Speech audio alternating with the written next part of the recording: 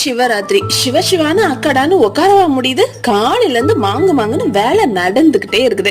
இன்னைக்கு ஃபர்ஸ்ட் செஞ்சு ரெடி பண்ண பிரசாதம் என்ன அப்படின்னா இந்த சூப்பரான கருப்பு உளுந்து போட்ட உளுந்த வடை. உளுந்து சுட்ட உளுந்த வடையில ஓட்டை எங்கன்னு வீட்டுல இருக்க அம்புட்டு பேரும் எண்ணெயவே முறைச்சு பார்த்து கேக்குறாங்க. இந்த மாதிரி ஹெக்டிக்கா வேலை நடக்கிறப்பெல்லாம் உளுந்த வடையில ஓட்டை போட்டெல்லாம் சுட முடியாது, உருட்டி தான் சுட முடியும்னு ஒரு டைலாக்கா போட்டுட்டு கடன்னு வடையை சுட்டு எடுத்தாச்சு. இதுக்கப்புறம் லெமன் சாதம், வெண்பொங்கல், சக்கரை பொங்கல்னு எக்கச்சக்கமா பண்ணணும். இவ்வளவுத்தையும் ரெடி பண்ணி சாமிய கும்பிட்டுட்டு மத்தியானத்துக்கு ஏதாவது லைட்டா சமையலை முடிச்சிட்டு அப்படியே இன்னைக்கு சிவசிவான்னு சிவராத்திரிய கொண்டாடி.